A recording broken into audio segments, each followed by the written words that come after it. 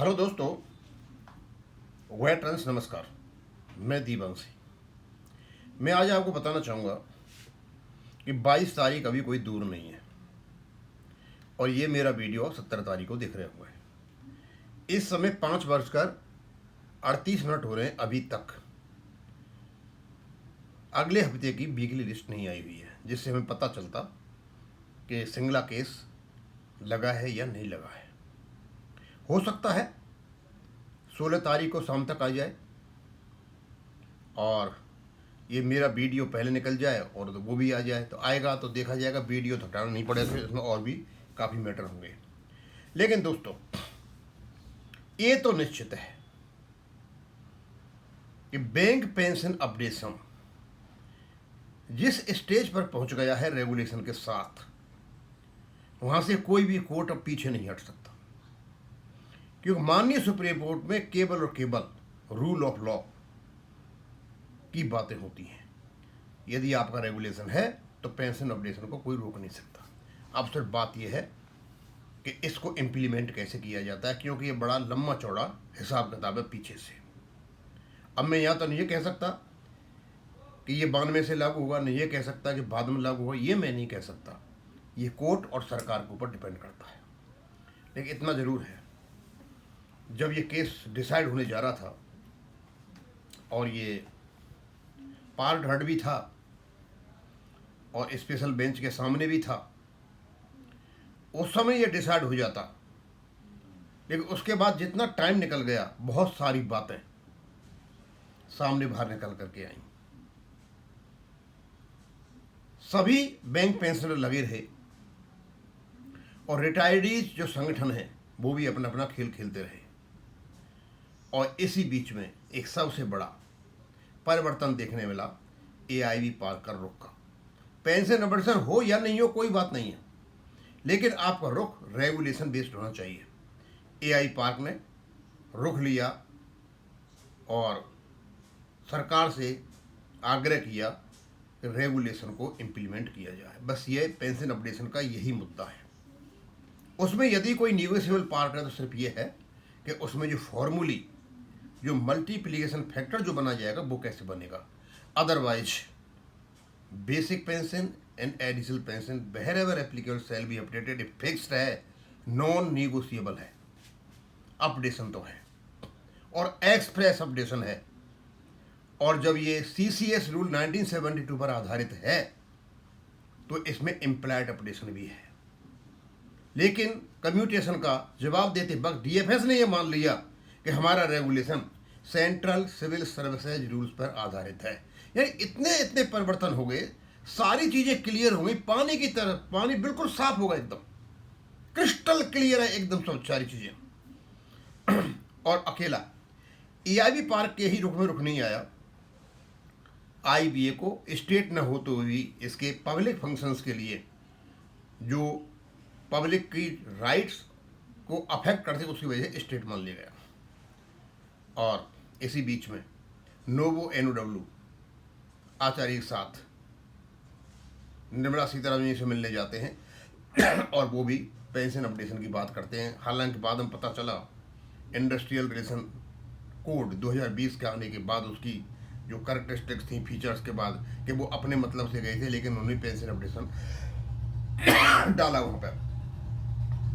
और जो डीएफएस का लेटर था उसका एक बहुत ही सुंदर लेटर EIBRAF ने डीएफएस को लिखा कि आपने माना है कि हमारा जो पेंशन अपडेशन है वो सेंट्रल सिविल सर्विसेज रूल्स पर आधारित है और अब इसमें कोई शक नहीं है कि वहाँ पेंशन अपडेशन है, आप हमारा भी करो। और हमारे रेगुलेशन में भी है ये जो कुछ भी लिखा हुआ है।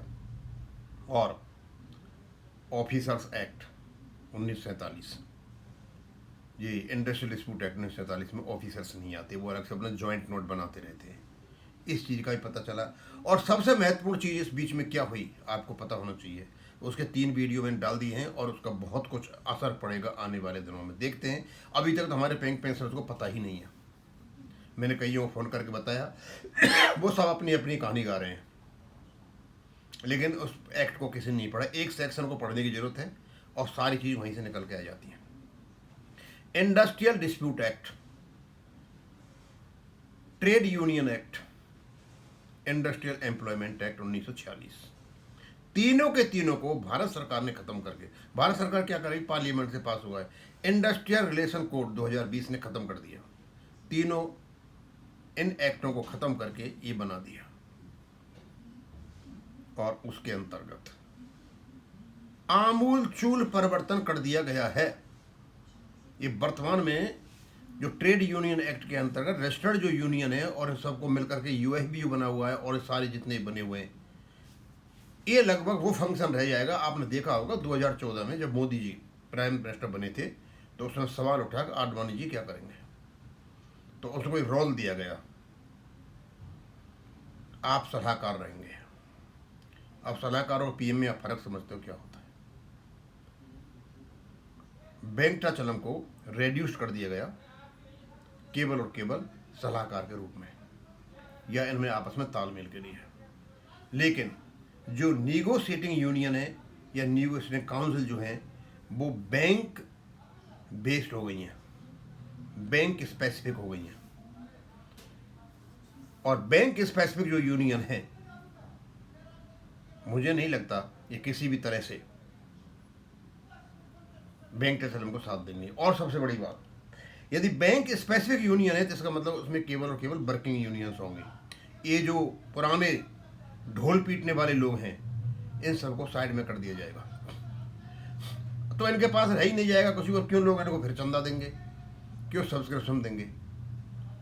आईबीए को मान लीजिए एम्प्लॉयर की ओर से नियुक्त भी कर दिया जाता है तो आईबीए यूएफबीयू से बात नहीं करेगा, आईबीए बात करेगा केवल और केवल यूनियनों से, निगोशिएटिंग यूनियन जो रिकॉग्नाइज करेंगे एम्प्लॉयर, भैया इनसे बात करो, ये हमारे साथ काम कर रहे हैं और इससे हमारा। इसका मतलब ये हुआ कि जो काम चलेगा एम्प्लॉयर और एम्प्लॉय के बीच में, जो उसमें भर्ती होंगे, सेवारत होंगे, ये उनके बीच में होगा, न कि ये बाहर बैठने वाले लोग, चाय पकौड़ा खाने वाले लोग, ये दलाल लोग जो हमारे डायरीज बैठे हो, इनको सबको बाहर कर दिया जाएगा। कोई हो सकता है 1-2 साल तक इनका रोल रही है, हाथ पैर पीटेंगे, लेकिन उसमें कोई फायदा नहीं है, ये सब खत्म हो जाएंगे।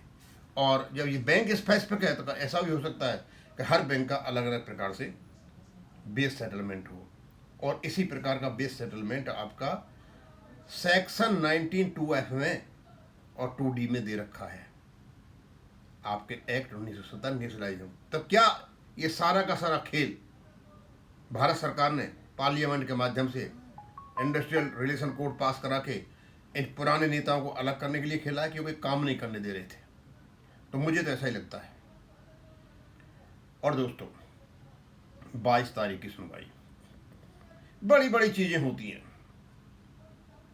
हम सोचते कुछ है और होता कुछ है। मेरे मन कुछ और है, करता के कुछ और। अब भाई करता तो हमारी रजिस्ट्री बैठी हुई है, कुछ खेल कर दिया तो सुनवाई नहीं होगी, खेल नहीं किया तो सुनवाई होगी। 15-16 को हमने देखा कि 2 जजों की बेंच थी। अब भाई 22 और 23 को क्या बेंच होती है वो तो बाद में पता चलेगा। और ये स्पेशल बेंच में आता है, ये हमारा केस नहीं आता है, पार्ट हर्ड केस है, या सुनवाई को टाल दिया जाता है, या कोई जज को इधर उधर कर दिया जाता है, ये सबको संभव है। और जो लोक अदालत वाला मैटर है, कहीं वो तो बीच में खड़ा नहीं हो जाएगा, ये पता चलेगा 22 तारीख को। और 22 तारीख से पहले जो आपकी ये लिस्ट होगी, डेली लिस्ट, उससे पता चलेगा केस की सुनवाई हो रही है नहीं हो रही है। लेकिन व्याकुलता बहुत है, वी आर टोटली डेस्परेट कि क्या होगा, क्योंकि बड़ा लंबा समय हो गया। हर व्यक्ति इसी में है कि क्या होगा। लेकिन एक निश्चित बात है, ये जो रिटायरीज बैंकों में घुसकर अपना खेल खेल रहे थे, इस खेल को सरकार ने खत्म कर दिया, बड़े आराम से कर दिया, तसल्ली से कर दिया। ये जो यूएफबीयू के घटक दल हैं, ये अब किसी भी हालत में निगोशिएटिंग यूनियन के पार्ट नहीं होंगे। ये एम्प्लॉयर से नेगोशिएट करेंगे नहीं, या ये आईबीए से भी नेगोशिएट नहीं करेंगे यदि कोर्ट का सही दिया जाए। और मान ले करते भी हैं और कोर्ट में केस हो जाता है तो ये डिफीट हो जाएंगे, इनको बाहर कर दिया जाएगा। क्योंकि इंडस्ट्रियल कोड पार्लियामेंट का पास किया हुआ स्टैट्यूटरी रेगुलेशन है, उसकी पालना करनी पड़ेगी। तो मेरा तो ये सोच है कि शायद अब बैंक ने जो नेशनलाइजेशन एक्ट था उसकी तरफ बढ़ना शुरू कर दिया है, और जो दिक्कत आएगी तो आईबीए को साइड में किया जाएगा, और हो सकता है ये सीपीसी जैसा कोई मैकेनिज्म बैंकर्स के लिए आ जाए। और उनके लिए आता है तो स्वाभाविक सी बात है, बैंक पेंशनर की पेंशन अपडेट होती रहेगी। लेकिन अभी तो बात इस बात पर टिकी हुई है कि 22 तारीख को बैंक पेंशन अपडेशन के बारे में क्या निकल के आता है। हम आपको जानकारी देते रहेंगे। एक जनरल एवेल्यूएशन था अब तक की घटनाओं का। अब क्योंकि हमारा काम हो जाएगा केवल और केवल कि डेली लिस्ट में क्या हुआ, उसमें क्या हुआ, ये सारी बातें आती रहेंगी। बहुत कुछ जानकारी इन 1.5 महीनों में मैंने आपको दी। मैंने फालतू के ऐसे वीडियो नहीं बनाए कि केवल मैं झूठ बोलता रहूँ। मैंने सारी की सारी जो लीगल इंटरप्रिटेशंस थे हमारे रेगुलेशन के, और उनको किस प्रकार से इंटरप्रेट किया जा सकता है, चाहे लिटरल इंटरप्रिटेशन हो, चाहे लिबरल हो, चाहे हारमोनियस इंटरप्रिटेशन हो या हारमोनियस कंस्ट्रक्शन हो, हर प्रकार से हमने बताया कि हमें अपडेशन अलाउड है, और वो कोर्ट ने 5 फरवरी 2026 को कर भी दिया। हम आशा करते हैं कि हमारे जो वकील हैं, उनकी जो टीम है, ब्रीफिंग करने वाले लोग जो साथ हैं, अपना पूरा जोर लगाएंगे इसमें। और मैं यहीं ख़त्म करूँगा। Thank you.